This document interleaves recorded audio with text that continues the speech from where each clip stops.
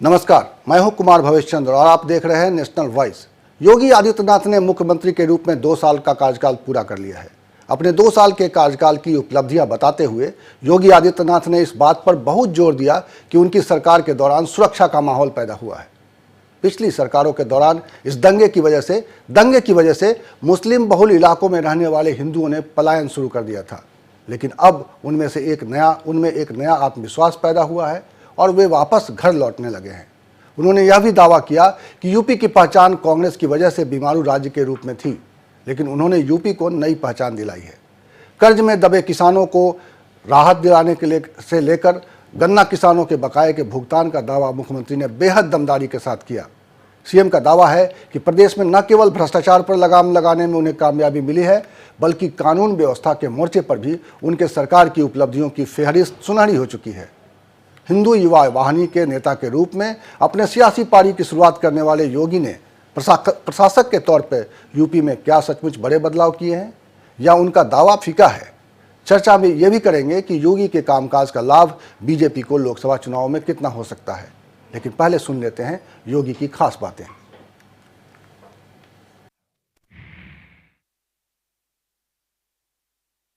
कांग्रेस ने आजादी के बाद सर्वाधिक समय तक प्रदेश में शासन किया,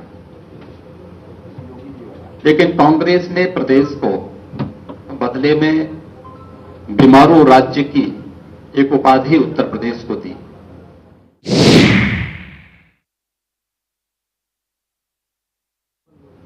कैराना और कांधला जैसे कस्बों से दर्जनों ऐसे कस्बे थे जहां पर व्यापक पैमाने पर बहुसंख्यक हिंदुओं को और व्यापारियों को वहां से पलायन करने के लिए मजबूर होना पड़ा था।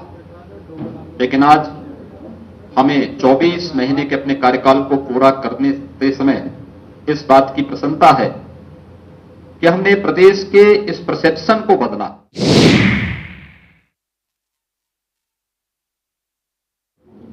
मुझे आज बताते हुए प्रसन्नता है कि जब हमारी सरकार अपने 2 वर्ष के इस कार्यकाल को संपन्न कर रही है तो विगत 2 वर्ष में प्रदेश के अंदर एक भी दंगा नहीं हुआ।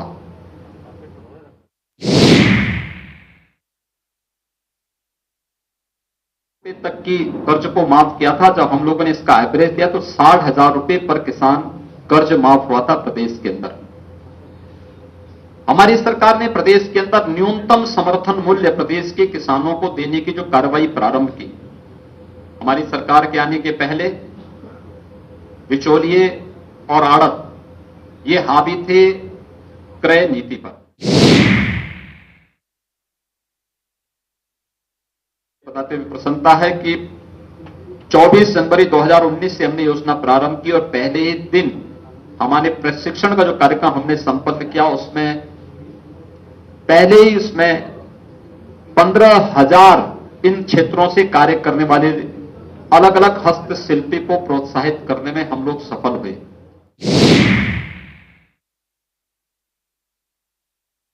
यह भी व्यवस्था की है कि बेसिक शिक्षा के साथ साथ माध्यमिक शिक्षा न केवल नकल विहीन हो बल्कि एनसीईआरटी का पाठ्यक्रम वहां पर भी पढ़ाया जा सके और शिक्षा के भेदभाव को समाप्त किया जा सके।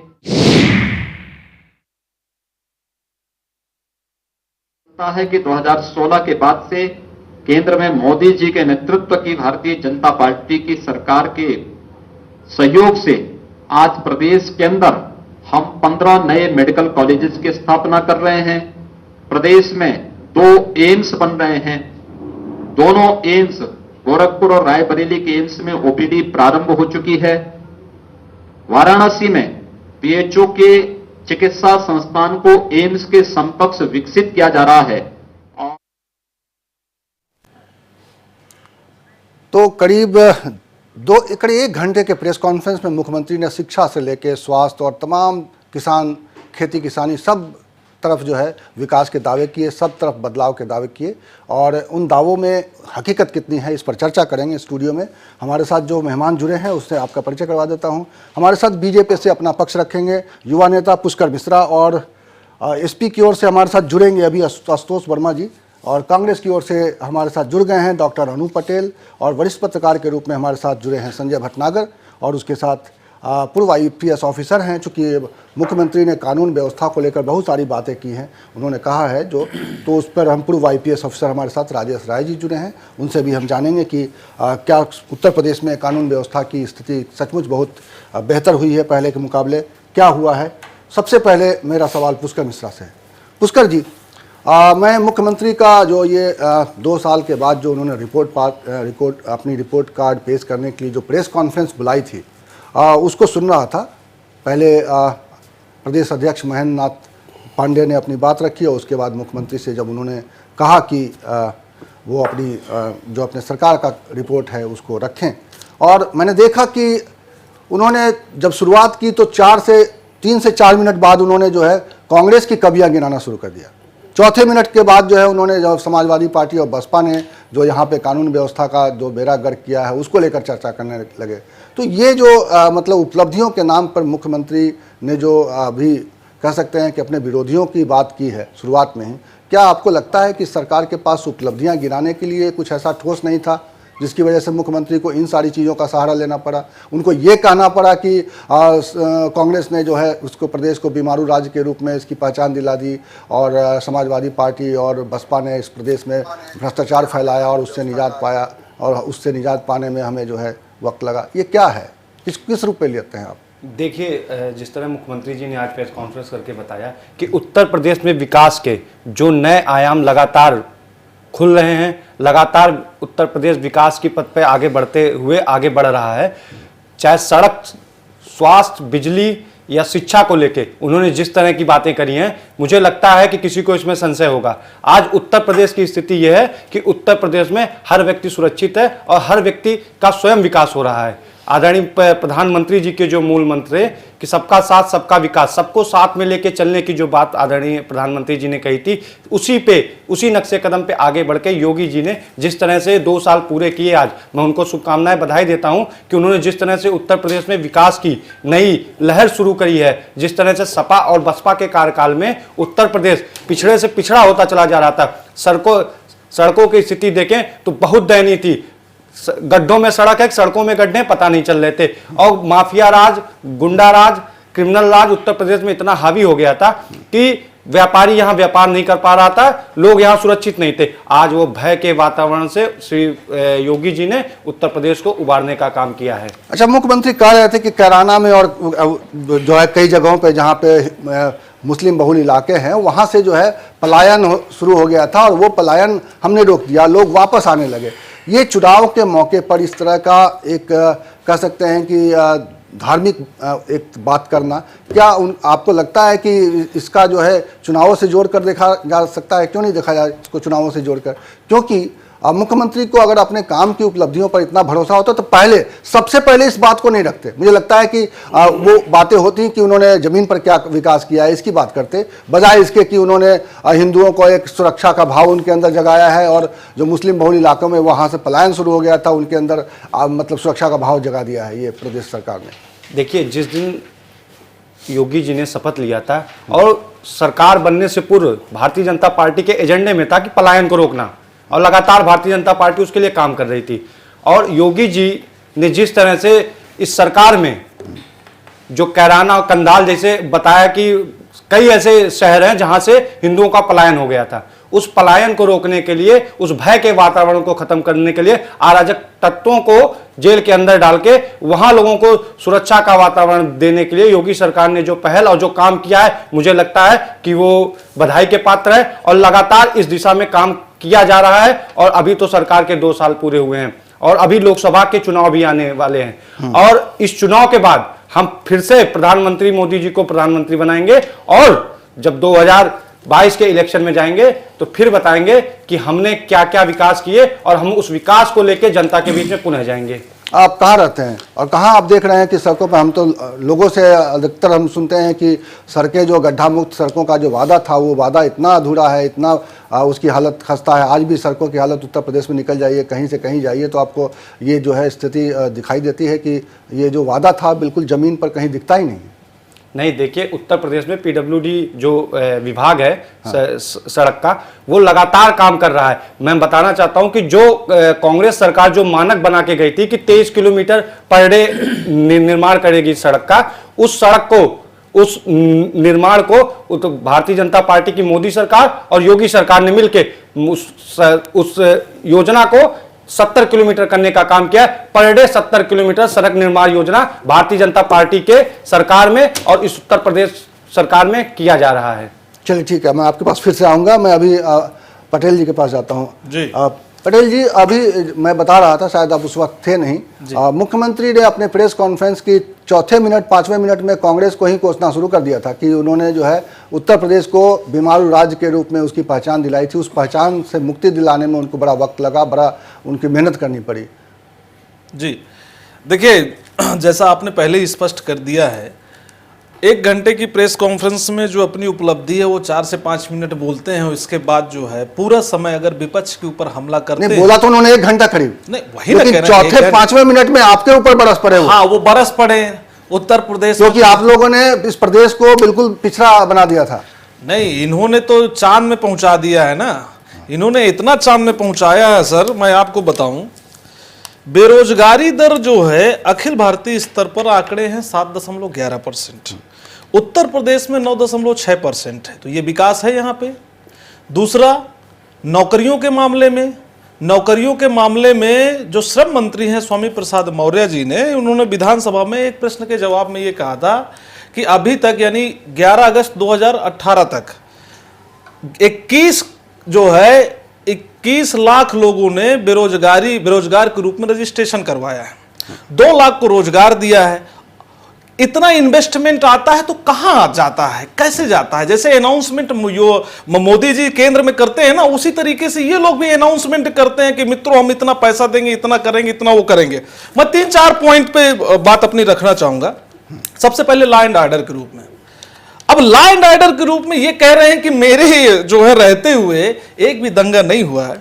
साहब, ये हंसराज अहिर गृह राज्य मंत्री हैं, इन्होंने संसद के अंदर प्रश्न के जवाब में कहा कि 4 साल के अंदर उत्तर प्रदेश में 195 दंगे हुए हैं, जिसमें 44 मौतें हुई हैं और 54 लोग घायल हुए हैं। इन्हीं के जो है केंद्रीय गृह राज्य मंत्री ने उत्तर प्रदेश को लेकर जवाब दिया है।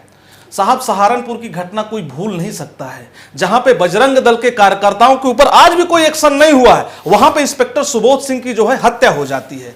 और लॉ एंड ऑर्डर की बात है, लॉ एंड ऑर्डर पे योगी आदित्यनाथ जी खुद जो है सेक्शन 321 के तहत, सर पटेल जी, हम सेक्शन 321 के तहत खुद अपने जो है सारे लॉ एंड ऑर्डर पे हम लोग और चर्चा कर लेंगे। मैं नौकरियों के बारे में बस लास्ट में बोलूंगा।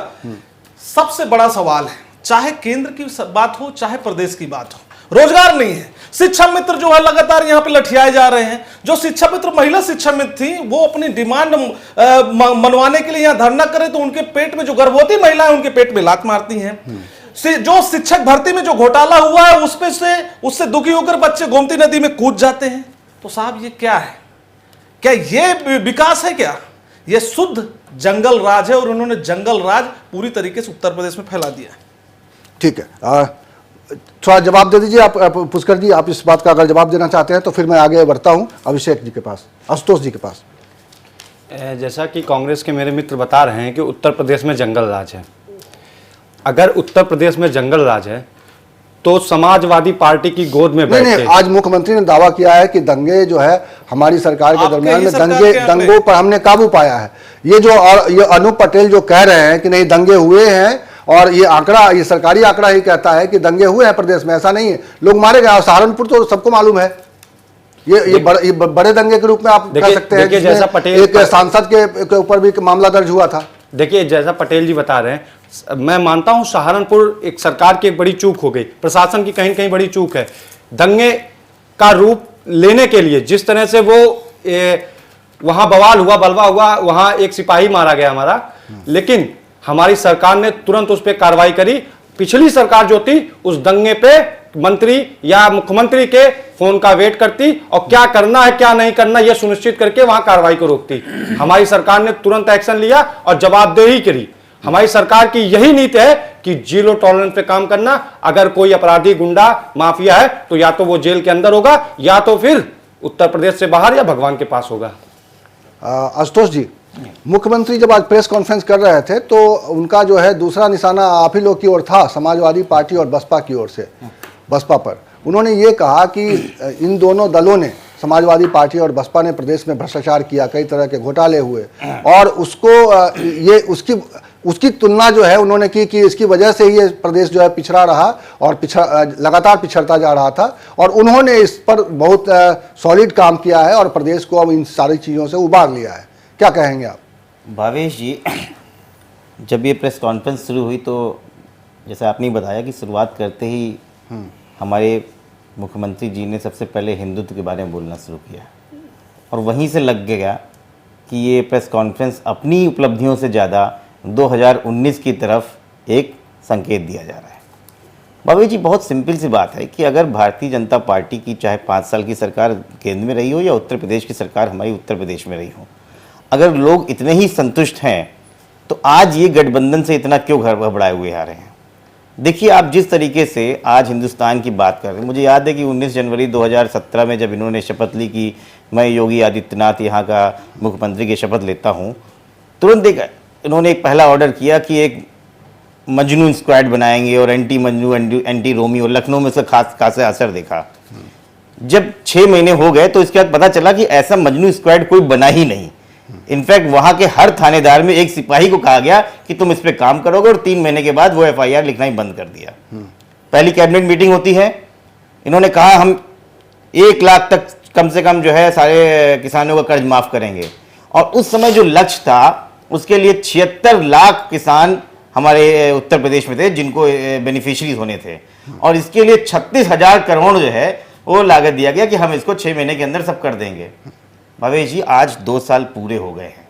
आज 2 साल पूरे हो गए हैं, 43 लाख किसानों के पास ये पहुंच पाए हैं आज तक। लेकिन जिसमें सुनिए भावेश जी, में बड़ा अच्छा डाटा है और सरकार से पास से ही मिलकर आया है। हम मैं चाहता हूं कि आपके चैनल के माध्यम से लोगों को पता चले, जिसमें से मात्र उन्होंने 18,000 करोड़ रुपए खर्च किए हैं और 6,000 करोड़ पहले बैंकों का NPA खत्म किया है, उसके बाद 18,000 करोड़ खर्च किए। और आप सबको पता है कि उत्तर प्रदेश में पिछले 2 साल में 1 रुपए से लेके 2.5 और 3-4 रुपए तक का चेक दिया गया। नहीं, देखिए हमारे पास जो फिगर है उसमें ये कहा गया है कि इस पर कुल जो है सरकार ने जो वादा किया, मतलब जो बीजेपी सत्ता में आने से पहले जो वादा किया था उसमें ये था कि कुल 36,000 करोड़ खर्च किया जाएगा। लेकिन जब माफी करने की बारी आई तो सिर्फ जो है 43 लाख किसानों पर जो है उनका कर्ज माफ किया गया और 24,000 करोड़ जो है वो खर्च हुआ है। तो इसमें 6,000 NPA है बैंक का, 18,000 करोड़। बिल्कुल, हाँ, 6,000 करोड़ NPA है बैंक का। तो वही मैं कह रहा हूं ना, तो ये तो वास्तविकताओं से कितना परे है। लेकिन जब मुख्यमंत्री बात कर रहे थे तो वो ये जता रहे थे कि किसानों की समस्या का पूरी तरह से समाधान हो गया प्रदेश में और पिछली सरकारों ने यही तो मैं कहता हूं, MSP डिसाइड करती थी। आप मेरी इस बात की अगली पे आइए। हाँ। उसके बाद 2017 में लगातार किसानों लेकिन आपकी सरकार के दौरान जो है, आपकी सरकार के दौरान उन्होंने ये कहा कि पहले MSP तय होता था लेकिन खरीद ही नहीं होती।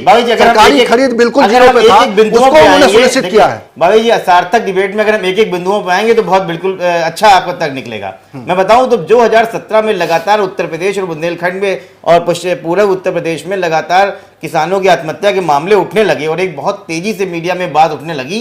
तो NCRB से डाटा मंगाया गया कि भाई क्या है, कैसा है, किसानों की मौत क्यों हो रही है। 2017 के बाद भारतीय जनता पार्टी ने, ना केंद्र की सरकार ने और ना प्रदेश की सरकारों ने किसान आत्महत्या के बारे में एक शब्द बोलना नहीं शुरू किया और सारे डाटा रोक दिए गए। क्यों रोक दिए भाई? आज 2019 में क्या हमें नहीं पता है कि मैं कृषि प्रधान प्रदेश से आता हूं, मेरे किसानों को क्या परेशानी है? दूसरी बात, आपने MSP की बात करी। स्वामीनाथन आयोग ने बार बार बोला है कि MSP का 1.5 गुना आपको पैसा देना है और इसी बात को चिल्ला के इन्होंने 2017 में हमारी सरकार पे कोसा। हमने सारा काम किया। इन्होंने क्या चालबाजी करी उन भोले भाले किसानों के साथ। MSP के बात तो बहुत दूर की बात है, जो 2017 में पिवैन फसली वर्ष था उसको हटा के पूरा MSP का नया फॉर्मूला डाल के और उसकी आधी से भी कम कीमत पे लगा के MSP दिया है। ये कौन सी कहानी है? क्या आप सोचते हैं कि वो अनपढ़ गंवार किसान है, मजदूरी कर रहे हैं, वो आपकी बात को नहीं समझ पाएंगे? हम हैं तो उसकी बात कराने के लिए। ठीक है आशुतोष जी, मैं आपके पास फिर से आता हूँ। संजय भटनागर जी, ये उस समय जब किसानों के कर्जे माफ़ हुए थे, मेरे ख्याल से पहला कैबिनेट मीटिंग के बाद जो है उसके बाद ही किसानों का कर्जा माफ़ कर दिया गया, लेकिन जो शिकायत आई कि 5 रुपये, 10 रुपये, 100 रुपये, 200 रुपये इस तरह के कर्जे माफ़ किए गए, कुछ किसानों में इतनी नाराज़गी थी, इसको लेकर जो है एक लंबा विवाद चला था। क्या लगता है कि ये सरकार जो है किसानों के मोर्चे पर, जो आज मुख्यमंत्री दावा कर रहे थे कि हमने असली एमएसपी दिलाने का काम किया, हमने किसानों की आमदनी को 1.5 गुना उनकी जो है जो उनकी लागत होती थी उसके 1.5 गुना कीमत दिलाने का एक सिलसिला शुरू किया है, किसानों के स्तर पर अगर देखा जाए तो योगी सरकार के कामकाज को आप कहाँ देखते हैं? नहीं, किसानों के मामले पे सिर्फ ये एक यही अचीवमेंट की बात ही करते हैं कि कर्जा माफ़ कर दिया। कर्जा माफ़, देखिए ये तो इसकी इकोनॉमिक्स में तो जाना बेकार है। वैसे तो देखा जाए तो कर्जा माफ़ी पे एक अलग बहस हो सकती है, लेकिन अब चूंकि उन्होंने चुनाव से पूर्व ये वादा किया था तो वो उसका पूरा करने का भी दावा कर रहे हैं, लेकिन उसमें भी ट्रांसपेरेंसी तो है नहीं है। ये बिल्कुल सही बात है, आप कह रहे हैं कि अगर इस तरह के आरोप लगे थे कि 5 रुपये और 2.5 रुपये और 2 रुपये के चेक भी दिए गए हैं, तो एक वित्त विभाग से मुख्यमंत्री के लेवल पे ना सही, वित्त मंत्री के लेवल पे एक प्रेस कॉन्फ्रेंस करके कम से कम बता देते कि क्या यथास्थिति है, कितना कर्जा माफ़ हुआ। उस पर तो कुछ नहीं हुआ। ये आज भी कर सकते थे, 2 साल के जो अचीवमेंट की बात हो रही है, तो वो तो हुआ नहीं। किसानों का जहाँ तक मामला है, गन्ना किसान अभी भी उद्वेलित है। उसमें भी आज मुख्यमंत्री का दावा था कि गन्ना किसानों के बकाये का जो है हमने पिछली सरकारों का जो बैकलॉग था उसको खत्म कर दिया। नहीं, बैकलॉग अभी नहीं खत्म हुआ है, ये गलत कह रहे हैं। लेकिन वो दावा कर रहे हैं झूठे दावे कि हमने बहुत सारे जो है बैकलॉग को खत्म कर दिया, इतना पिछली सरकार हमारे ऊपर बोझ छोड़ के गई थी उसको खत्म कर दिया, ये दावा था। वेस्टर्न यूपी में अभी भी बहुत ज्यादा नाराजगी है इसको लेके। अभी किसानों के समस्याओं का समाधान नहीं हो पाया पूरी तरह, और उसके अलावा भी किसानों के, मुझको तो नहीं लगता कि किसान बहुत ज़्यादा खुश हैं। तो लेकिन ये है कि अब ऐसे मौके पे 2 साल हुए हैं तो दावे ही तो किए जाएंगे। उसके अलावा भी उन्होंने जो आज जो कहा, मैं थोड़ा सा और उस पर जाता हूँ। एक चीज़ जो है, उन्होंने जितने भी बात की वो सारे जो सक्सेस स्टोरीज हैं उनकी, मुझको लगता है वो सारी स्कीम्स सेंट्रल गवर्नमेंट की हैं।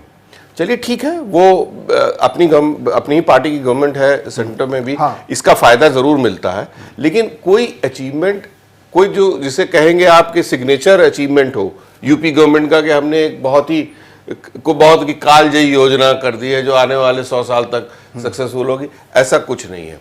देखिए, जो सक्सेसफुल स्कीम्स है, प्रधानमंत्री आवास योजना वो सेंट्रल गवर्नमेंट की थी, बिजली वाली उज्ज्वला वगैरह, हाँ, ये सब सेंट्रल गवर्नमेंट की थी। ये सब तो कोई ऐसी स्कीम नहीं और है। जो इनके जरिए होना था, जो सड़क में गड्ढों का काम जो होना वो था, नहीं पूरा हो पाया, इनके जिम्मे था, वो पूरा ग्राउंड पे नहीं पाया। और भावेश जी, एक चीज है जो हम लोग उस पर चर्चा हमको जरूर करनी चाहिए, चाहे कितने भी दावे हो जाए, मैं बिल्कुल जिम्मेदारी से बात कह रहा हूँ कि ग्राउंड लेवल पे पुलिस में, ग्राउंड लेवल मेरा मतलब है थाना लेवल और मजिस्ट्रेसी लेवल पे बेहद करप्शन है।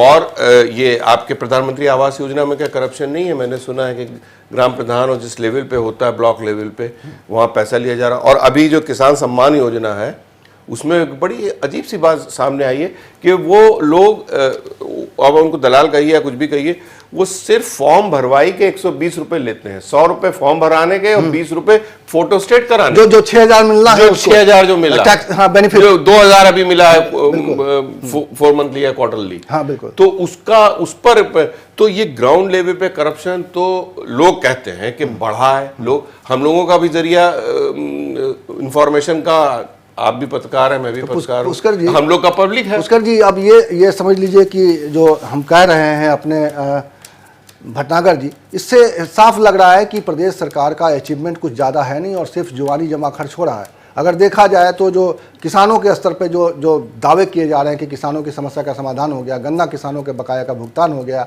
हम एमएसपी दे रहे हैं और किसानों को जो है उनकी आमदनी, उनकी जो लागत है खेती पे, उसका हम 1.5 गुना दे रहे हैं, ये ज़मीन पर दिखाई नहीं दे रहा है। तो क्यों नहीं मान लेते हैं कि आप लोग भी पिछली सरकारों की तरह प्रदेश को ठग रहे हैं और बीमारू राज्य से ऊपर नहीं निकाल पाएंगे इसको? देखिए भावेश जी, मैं बताना चाह रहा हूँ कि उत्तर प्रदेश में योगी आदित्यनाथ जी की सरकार जिस दिन बनी, उस दिन से ही वो सरकार किसानों के लिए, वंचितों के लिए, शोषितों के लिए काम करना शुरू कर दिया उस सरकार ने। और रही बात किसानों की, तो किसान के लिए जितनी अच्छी स्कीम्स, जितने अच्छे योजनाएं भारतीय जनता पार्टी ने लाया है और उत्तर प्रदेश की योगी सरकार और आदरणीय मोदी जी की सरकार लाई है, मुझे नहीं लगता कि किसी अन्य सरकार, कोई अन्य सरकार लाया है, किसी अन्य सरकार के द्वारा लाई गई है। रही बात किसानों की समस्या को लेके, तो हमारी सरकार किसानों की समस्या को लेके दिन रात काम कर रही है और निरंतर इस कार्य में दिन प्रगति रात है। काम का अगर कोई अर्थ नहीं निकल रहा है, जमीन पर कोई तरीके नहीं पुष्कर दिखाई जी, दे रही है, जमीन पर कोई राहत नहीं दिखाई दे रही, तो हम इस दिन रात मेहनत का कहते तो यह है कि योगी जी तो मोदी जी से ज्यादा काम करते हैं। देखिए किसान, मोदी जी 14 घंटे काम करते हैं, योगी जी तो उनसे भी ज्यादा काम करते हैं। देखिए, ये 19 घंटे काम करते हैं, ये भी एक जानकारी अन्य आती है। सरकारों में, लेकिन अगर जमीन पे कोई बदलाव दिखाई नहीं देता, जमीन पर कोई राहत नहीं दिखाई देती है, सड़क पर गड्ढे दिखाई देते हैं, लोगों को राहत नहीं मिलती दिखाई देती है, किसानों के खेतों में अभी भी जो है वो खेती करने में उनको दिक्कतें आ रही हैं, तो हम कैसे मान लें कि जो उत्तर प्रदेश में जो योगी के रूप में एक अच्छा प्रशासक मिल गया? देखिए भावेश जी, किसानों की समस्या को लेकर मैं आपको बता दूं, अन्य सरकारों में किसानों और सरकार के बीच में एक व्यक्ति बैठा रहता था, बिचौलिया। जो बिचौलिया, सरकार अगर 1 रुपया देती थी तो वो 50 पैसा खा के 50 पैसा किसान के पास, 25 पैसा बिचौलिया कहीं खत्म नहीं हुआ है। भट्टाचार्य जी अभी कह रहे थे ना कि हमारी सरकार ने सचिव ये बिचौलिया ही कर रहे हैं ना। ठीक है, आपके पास पुष्कर जी फिर आओगे, आपके पास पुष्कर जी आशुतोष जी, भावेश जी, अभी ये कैसी बात कर रहे हैं? अभी इनके 3 मंत्री, कैबिनेट मंत्री के सचिव रंगे हाथ मीडिया ने पकड़ा है। बिल्कुल। और ये बात बिचौली की बात कर रहे हैं, मतलब मंत्री के यहाँ तो कमरे के बगल में बैठ के आप लोग बैठ के वहां दलाली कर रहे हो, जो और आज तक मीडिया के नहीं साथ बन रहा बैठ है। के, और हमको आप बता रहे हो बिचौलिए है। देखिए, बहुत गलत बात है ये अपने काम पे तो कर नहीं पाते हैं। बिचौलियों की बात हमने आपसे बार बार, हमारे अखिलेश जी ने बोला है कि जब आप किसान आपके पास जाता था, आपको उसको एक धान बेचने के लिए वो 10 रुपए का धान आके वो 4 रुपए में बेच जाता था, क्योंकि दलाल होते थे।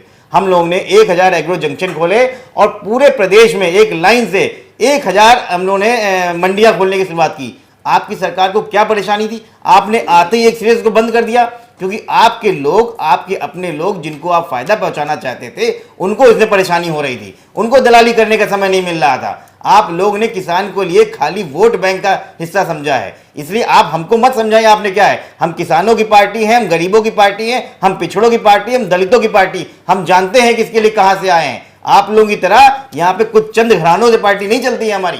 ऐसा समाजवादी ठीक है। पार्टी में होता अभी है, हम- भारतीय अभी, जनता पार्टी में ऐसा कतई नहीं होता है। ठीक है, कैसा होता है ये बता दो। मैं सचिव आपके लेवल पास पे होता है तो बता दो। आशुतोष जी, मैं आपके पास आऊंगा। उन पुष्कर सचिवों जी, का आप नाम बता दो कि बाकी आगे काम कैसे करना हमारे है साथ आपने। राजेश राय जुड़े हुए हैं, पूर्व IPS अफसर हैं। चूंकि मुख्यमंत्री ने आज प्रदेश में जब ये 2 साल उनका पूरा हुआ तो ये भी दावा किया कि प्रदेश में कानून व्यवस्था की स्थिति बेहतर हुई है पहले के मुकाबले। दंगों का भी जिक्र किया और भी ओवरऑल जो है कानून व्यवस्था का सिचुएशन अगर देखा जाए तो वो अगर ये कह रहे थे कि कैराना और कांधला में जो है लोगों का जो आत्मविश्वास लौटा और वो वापस अपने घर लौट रहे हैं, इसको किस रूप में देखा जाए? क्या सचमुच आपको लगता है कि प्रदेश की पुलिस ज्यादा इफेक्टिवली काम कर रही है? मैं आपके पास भी आऊंगा आशुतोष जी। राजेश राय जी से मैं ये जवाब चाहता हूं कि क्या, चूंकि ये प्रशासन में रहे हैं, इस तरह के पुलिस एडमिनिस्ट्रेशन में रहे हैं, आज की तारीख में क्या लगता है कि एडमिनिस्ट्रेशन कुछ ज़्यादा पटरी पे है? सरकार को चूंकि सहयोग मिल रहा है, पुलिस को शुरू में मुख्यमंत्री जी ने बहुत कोऑपरेट किया और ठाए ठाए वाला भी चला मामला, है ना, उससे ठाए ठाए से कुछ कम हुआ जमीन पर अपराध?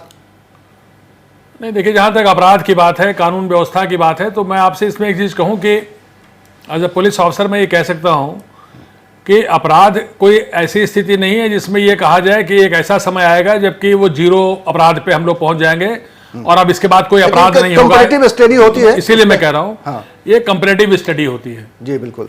अगर आप थोड़ा सा पीछे मुड़ करके देखें, अगर मैं राजनीति की बात नहीं करूँगा, मैं इत्तेफाक से ऐसा रहा कि मैं समाजवादी पार्टी के भी कार्यकाल में 2 बार रहा और बहुजन समाज पार्टी के भी कार्यकाल में रहा, थोड़ा बहुत पहले जब कांग्रेस की भी थी उस समय भी रहा। चीज़ें कंपैरेटिव देखी जाती हैं। अगर आप समाजवादी पार्टी और बहुजन समाज पार्टी का अगर आप थोड़ा सा इतिहास उलट करके देखें तो मैं समझता हूं कि पब्लिक के सामने हमेशा ये रहा कि विकल्प नहीं था कोई। समाजवादी पार्टी की सरकार जब उसका अंत समय आया तो उस समय पब्लिक इस तरह से त्राही त्राही कर रही थी, उन्होंने कहा भैया जो कुछ भी हो जैसे भी है इनसे बढ़िया तो बहन जी है। और जब फिर वही कार्यकाल पूरा का पूरा बहन जी को मिला तो फिर वही हुआ कि लोगों ने त्राही त्राही की, चाहे वो लॉ एंड ऑर्डर हो, चाहे, और बेसिकली लॉ एंड ऑर्डर पे लोगों ने त्राही त्राही करके उनसे हाथ से मौका छीना और उन्होंने कहा कि नहीं, इनसे अच्छी तो समाजवादी पार्टी रही। और फिर वही ये जो क्रम चलता रहा, जो रिले रेस चलती रही, वाकई स्थिति उस समय थी, अगर आप पीछे मुड़ करके देखें नहीं तो क्या अभी स्थिति अच्छी है? नहीं, मैं आपको उसी बात पे कह रहा हूं। मैं ये कह रहा हूं कि एक विकल्पहीनता की स्थिति हो गई थी कि समाजवादी पार्टी और बहुजन समाज पार्टी के अलावा कोई विकल्प था नहीं। और एक समय था कि ये बात सच है कि कांग्रेस और भाजपा कोई विकल्प के तौर पर कहीं खड़ी नहीं थी।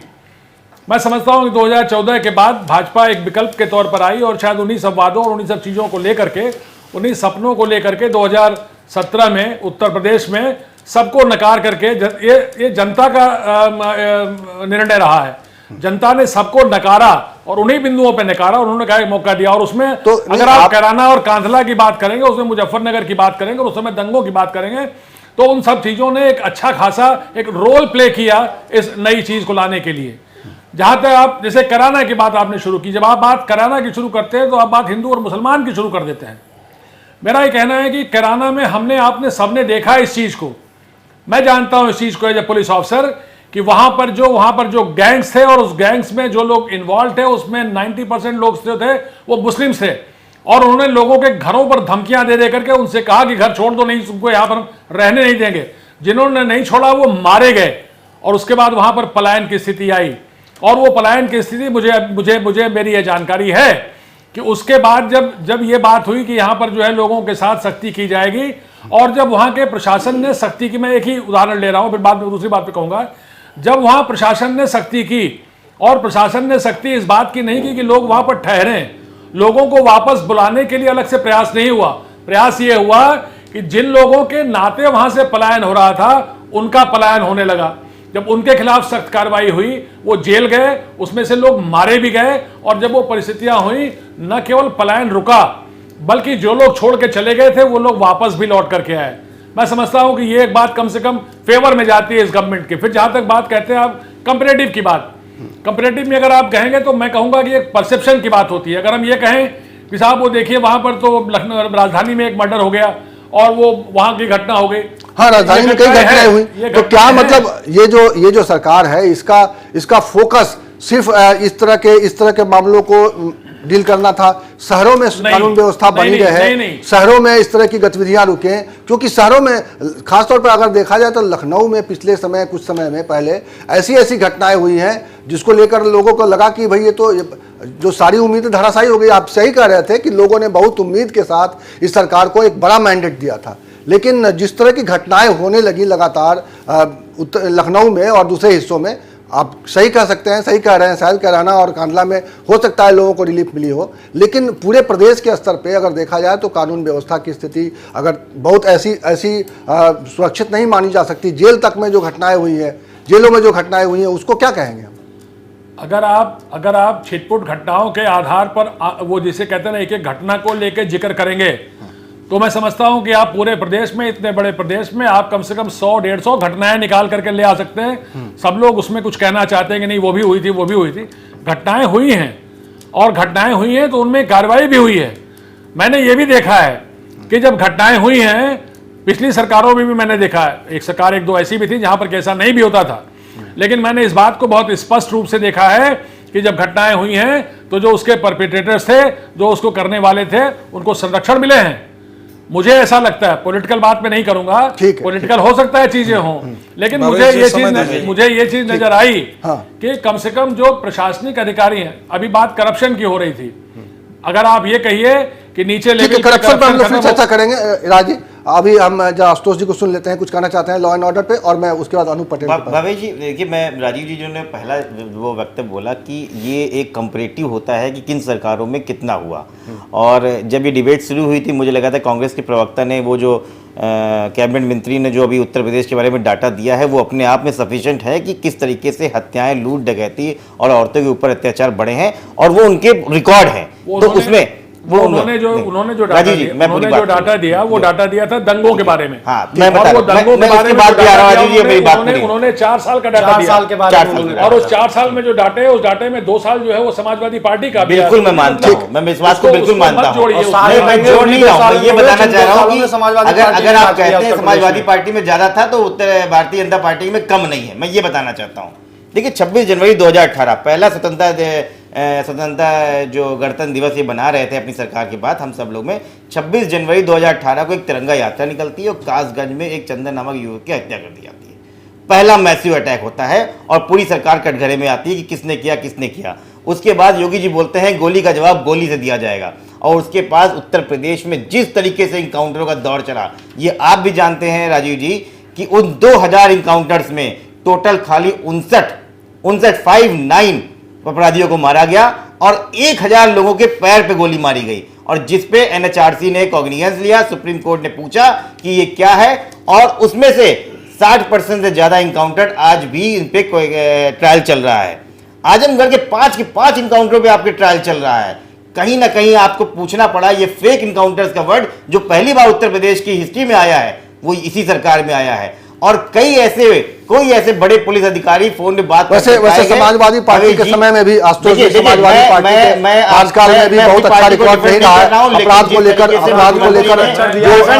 इंटरप्शन होता था, पॉलिटिकल इंटरप्शन, सब लोग एक साथ वाले प्रमोशन ये पहली बार सरकार में होते हैं। सब लोग राजधानी के अंदर देखिए हो रही है, कानून व्यवस्था को लेकर एक एप्पल के एग्जीक्यूटिव को गोली मार के चला जाता है और उसके ऊपर पूरी राजनीति चलती है। ये इस तरह की, और ये बोलते हैं कि हमारे अनूप पटेल कुछ कहना चाहते हैं। अनूप पटेल कुछ कहना चाहते हैं। मैं इस पे एक बात कहना चाहता हूं, मैं आईपीएस साहब को ही जो है कोट करके कहना चाहता हूं, सम्मानित जो है ऑफिसर रहे हैं, लेकिन ये जो कंपैरिजन किया है थोड़ा सा मुझे दुख हुआ है कि इन्होंने कैराना में पूरा एनालिसिस किया। काश बुलंदशहर में मारे गए सुबोध सिंह के बारे में भी अगर थोड़ा सा बोल देते तो सच में अच्छा कंपैरिजन हो जाता। दूसरी बात, दूसरी बात, मैं जो इंपॉर्टेंट है, मैं केंद्र सरकार की योजनाओं पे नहीं जाऊंगा। जो योगी सरकार की फ्लैगशिप योजना है, मैं उसके बारे में 5-6 पॉइंट में रखना चाहता हूं। पहला, इसका कानून व्यवस्था जिसके बारे में बातचीत हो ही रही है। कानपुर, कासगंज, सहारनपुर, बरेली, बुलंदशहर, ये तो नाम है, पता नहीं कितने जो है, और भी हर जगह दंगे हुए।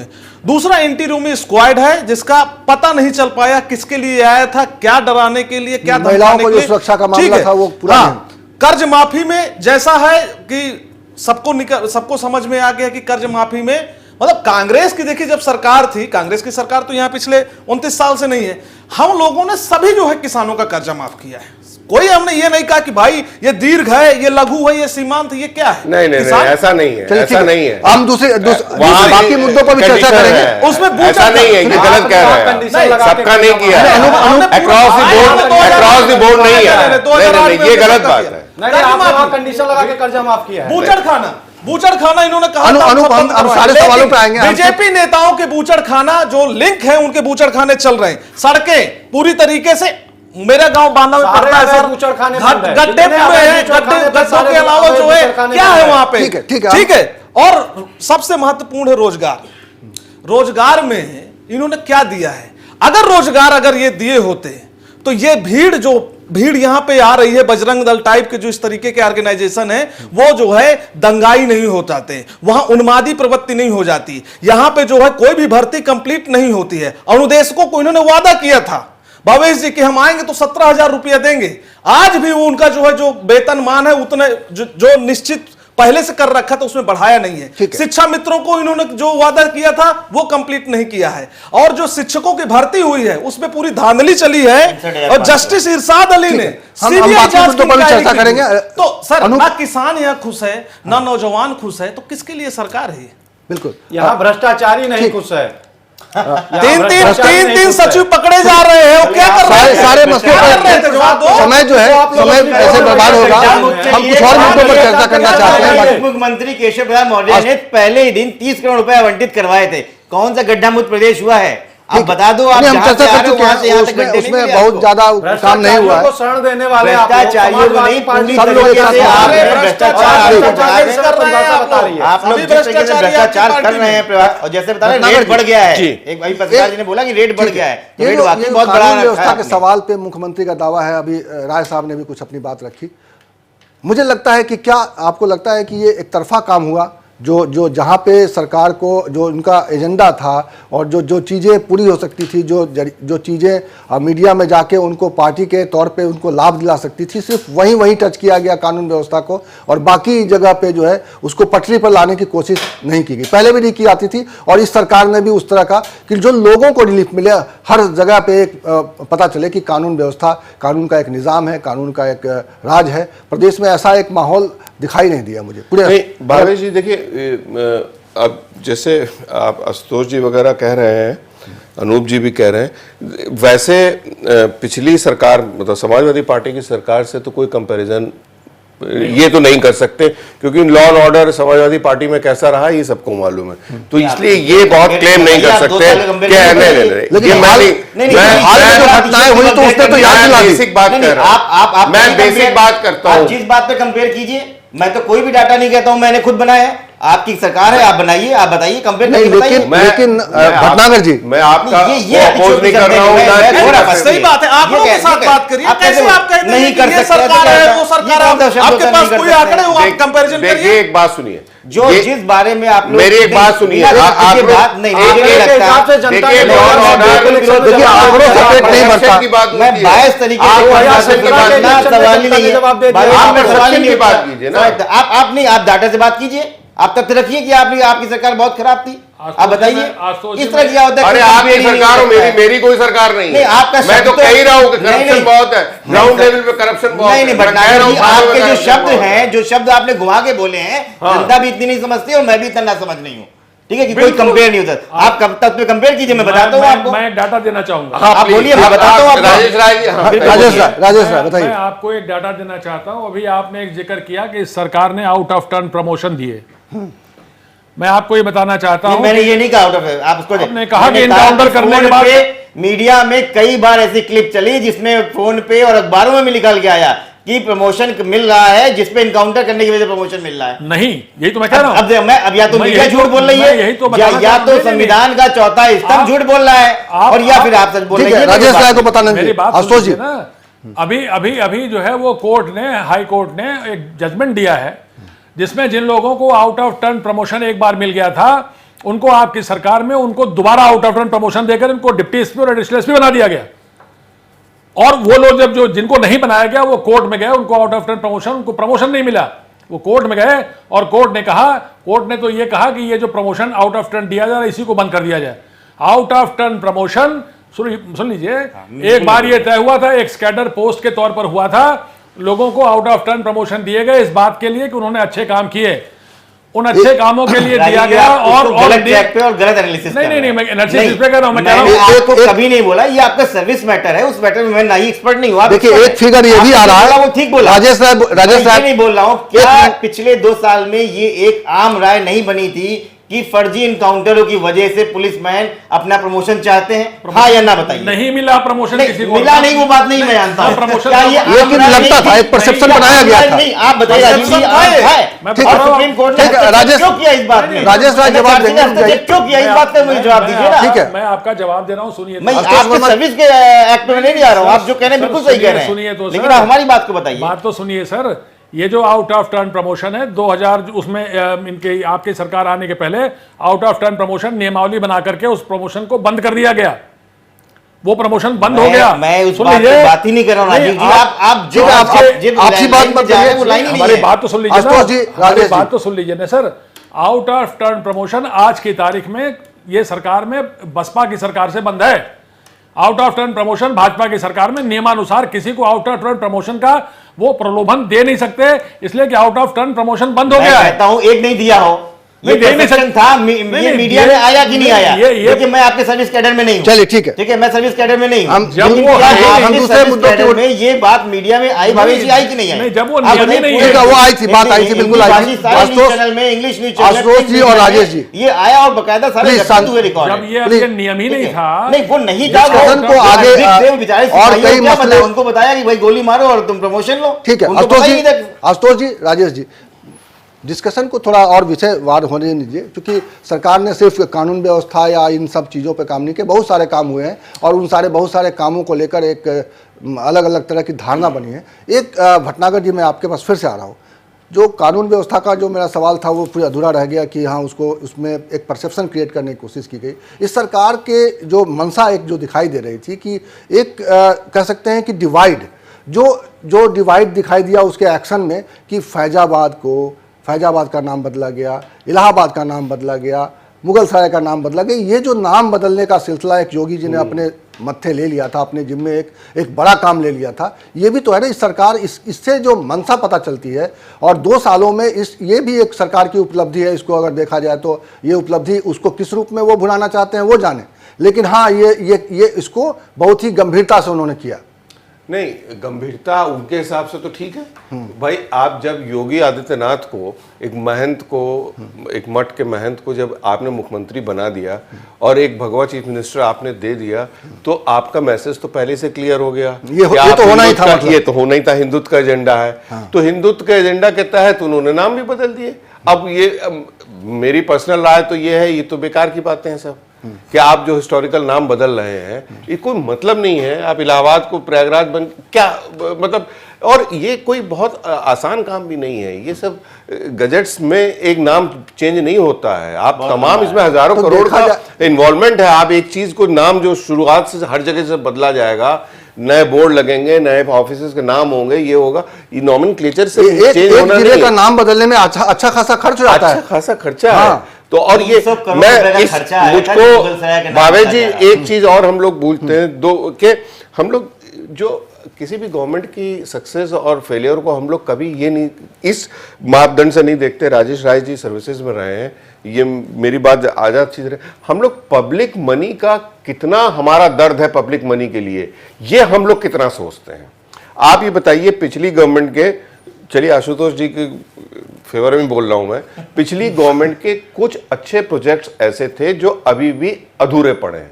आप ये बताइए, जयप्रकाश कन्वेंशन सेंटर है, हाँ। हम ये उसमें लाख करप्शन हुआ हो, मैं कहता हूं, लेकिन उसमें 800-1000 करोड़ रुपया लग चुका है। हाँ। और आप अगर 100 करोड़ और लगा के उसको शुरू कर दें तो इसमें क्या है, आप इंक्वायरी करते रहिए। तो जो ये नेगेटिव सरमाइज पे काम किया है इन्होंने कुछ, वो बहुत खराब रहा। आपने पुराने सारे प्रोजेक्ट्स को आपने डंप कर दिया। मैं आऊंगा आपके पास आशुतोष जी। हाँ। है जी। हाँ, आप इसमें तमाम है, रिवर फ्रंट पे भी पूरा काम नहीं हुआ। आप जो मैं वही कह रहा हूं कि काम पब्लिक के लिए है, इस सरकार ने अपने एक एजेंडे के तहत भी काम किया है। अगर उपलब्धियों की बात कर रहे हैं अगर योगी जी आज, तो इन सारी बातों की चर्चा भी होगी कि उनकी दिशा क्या थी और काम करने के पीछे मंशा क्या थी, निश्चित रूप से। अच्छा, आप ये सवाल भी है, चूंकि चुनाव वक्त नजदीक है, और क्या इन सारी चीजों का लाभ, राजनीतिक लाभ उनको मिल सकता है जो ये डिवाइड करते हैं, हिंदू मुस्लिम करते हैं? या चूंकि योगी जी ने यही सिर्फ नहीं किया, मैं आपको बता रहा हूं कि योगी जी चूंकि भाजपा के स्टार प्रचारक हैं और प्रदेश के मुख्यमंत्री हैं, उनका नाम इसलिए भी बहुत चर्चा में रहा कि उन्होंने हनुमान जी की जाति बताई। जी। तो ये सारी चीजें भी आज काउंट करने की जरूरत है जी। इलेक्शन में तो ये सब काउंट करेगा, इसमें कोई छुपाने की बात ही नहीं है। और चर्चा में भी हम लोग को ला सकते हैं कि बीजेपी की सक्सेस सिर्फ पोलराइजेशन पे डिपेंड करती है, इसमें तो कोई शक ही नहीं है। तो वो हर ऐसा काम, हर उसको अचीवमेंट बताएंगे। आपने पहले जो शुरुआत की कार्यक्रम की, आपने कहा कि उन्होंने कैराना से शुरू किया। कैराना तो एक आइसोलेशन में है, ये कोई रूटीन घटना थोड़ी ना कि रोज पलायन होते रहते हैं। एक घटना विशेष को लेके हुआ था, आपने अच्छा काम किया, चलिए ठीक है। अगर आपने रोका तो बहुत अच्छा कि ये तो ड्यूटी है, किसी भी गवर्नमेंट की ड्यूटी है। कोई भी सरकार हो वो बिल्कुल पसंद नहीं करेगी, राजेश राय जी बताइए, कोई भी सरकार पसंद नहीं करेगी कि कोई भी जाति के लोग, किसी भी धर्म के लोग पलायन करें आपके यहां से। तो ये तो सरकार की ड्यूटी है, इसमें कोई बहुत अचीवमेंट तो है नहीं। और दूसरी बात, ये कैराना को हुए भी टाइम हो गया, अब वो आपने खत्म कर दिया, बहुत अच्छा किया।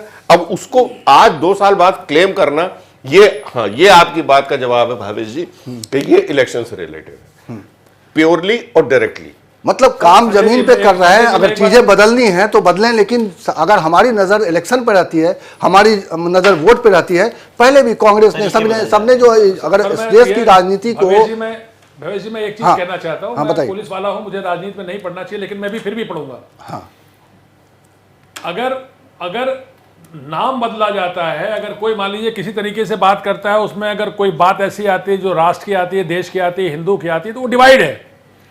आज का पूरा जो गठबंधन है, जो महागठबंधन हो रहा है सपा और बसपा का, वो केवल मुस्लिम वोट हमारा जो है वो बना रहे, बिखरे ना, हाँ बिल्कुल, ये केवल काउंटर पॉलिटिक्स मुस्लिम वोट ना बिखरे और हमारा दलित वोट और हमारा क्या कहते हैं जो ओबीसी वोट है ये बना रहे, इस आधार पर हम नहीं, मोदी को इसका जवाब दे दो। बिल्कुल बिल्कुल, इस सियासत की तो आलोचना हो रही है, इस सियासत की जो है ना, जिस रूप में आप एक्सपर्ट है वो क्रॉस करके आप पॉलिटिकल हो रहे हैं। बाबेश जी, मैं इसका बिल्कुल सही जवाब कह रहे हैं आप राजेश divide जी। भारतीय जनता पार्टी ने, राजेश जी अगर आपको नहीं पता है, ये क्या बात हुई? ये क्या बात हुई? ये बात क्या हुई? अक्टूबर 2018 में, अगर आप अक्टूबर 2018 से लेके या रखता बैठे भारतीय जनता पार्टी, दिसंबर 2018 तक भारतीय जनता पार्टी ने गिन गिन के जातियों का आपको भी पता होगा, अगर राजनीति आपको में पता है जो एक्टिव है, और कुर्मी क्या- सम्मेलन, क्या- यादव सम्मेलन किसने ये करवाए किसने भाई? कराया? ये बताओ, कभी उत्तर जाटों भारत के की सम्मेलन राजनीति में किसने नहीं करवाए? है। क्या जाट सम्मेलन करवाया? सम्मेलन, क्या जाट सम्मेलन सम्मेलन, करवाया? जाट आपने सम्मेलन करवाया? जाट क्या सम्मेलन बात करते हैं? आप क्या लोगों को बात बात आप जिस जिस चश्मे चश्मे से से आप देख रहे हैं, नहीं, वो तो गलत है। नहीं, किसने नहीं करवाया?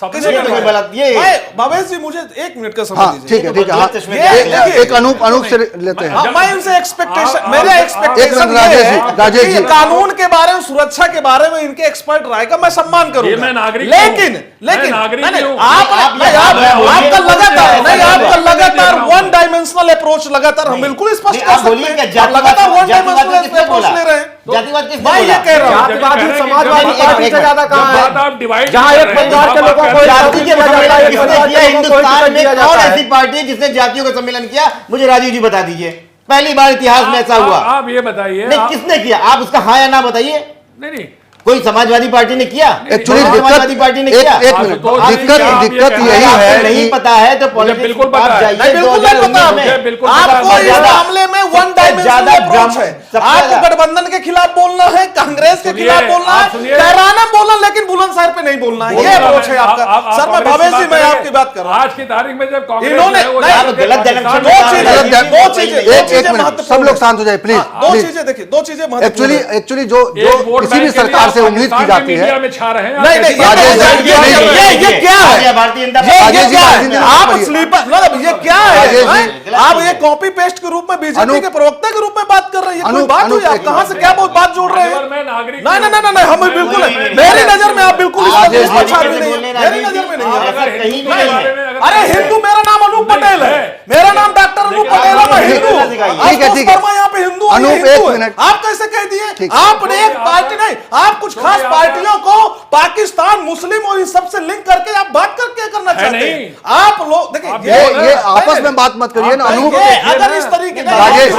ये राजेश भाई जी, ये गलत ये बात है। एक्सपर्ट के रूप में अगर आशुतोष बैठ के जी। यहाँ पे आप राजनीति कर, आप मैं- सीधा बोलिए ना, मैं आशुतोष जी। बीजेपी का प्रवक्ता हूं, मैं आपकी बात मानेंगे, मैं आपका जवाब देंगे। मैं नागरिक भी हूँ। आज और अगर नहीं, कोई ऐसी बात कही नागरिक इस जाएगी, तरीके से आप अगर बात अगर आप करना ऐसी है, बात नहीं, करेंगे- नहीं, नागरिक को सब समझ में आता है, प्लस भी आप समझ भी में आता है नागरिक पॉइंट। हैं क्या? हम और नागरिक अगर को- सुनिए, अगर हाँ, ये आप कहेंगे, एक मिनट, एक अगर मिनट। आप ये कहेंगे कि लोगों ने जो है वो क्या कहते हैं हिंदुत्व के नाम पर बात की है, तो मैं बात करूंगा कि ठीक मुस्लिम है। के नाम पे भी हुई है। ठीक है, क्यों मैं नागरिक राजेश भी जी, हूँ, मैं मैं आपकी- नागरिक नहीं हूँ। तो क्या हिंदू मैं और आपको मुस्लिम आपको के एक यहाँ मिनट हिंदुस्तान आशुतोष में जी, नहीं अब है क्या? हमारे सब पास जगह समय एक नहीं दूसरे है है ना? हैं। आशुतोष जी, सबकी बात प्लीज कीजिए ना फिर। सब लोग कोई बात होती है। सब लोग क्या शांत रहेंगे, मैं कुछ अपनी बात कर लूं। जी जी। हमारे पास जो है बहुत ही लिमिटेड समय था, लेकिन बहुत सारा वक्त जो है हमारी इस बहस का मतलब ये था कि हमारा जो सरकार की जो दिशा होनी चाहिए, जो पॉलिटिक्स होनी चाहिए फॉर पीपुल होनी चाहिए, न कि पॉलिटिक्स फॉर वोट। ये पॉलिटिक्स फॉर वोट हो रहा है कहीं भी, और सारी पार्टियां कर रही हैं। इसी दिशा को बदलने की ज़रूरत है, और शायद इस तरह के जो डिस्कशंस होते हैं वो उसका मकसद भी यही होता है। आप सब लोग इस चर्चा में शामिल हुए, आप लोग का बहुत बहुत बाबा जी, शुक्रिया। एक हम चीज़- उम्मीद एक करते बात हैं, आपने- हमारे पास समय बिल्कुल नहीं है भटनागर जी, हम उम्मीद करते हैं कि आने वाले समय में कोई भी राजनीति पब्लिक के लिए ही, लोगों के लिए होगी। सिर्फ नारे नहीं होंगे, सबका साथ सबका विकास या कोई ऐसा नारा, बल्कि लोगों के लिए काम किया जाए, लोगों को राहत पहुंचाया जाएगा। इस कार्यक्रम में फिलहाल इतना ही। हमारे साथ बने रहिए, क्योंकि यहाँ खबरों का सिलसिला लगातार जारी है। नमस्कार।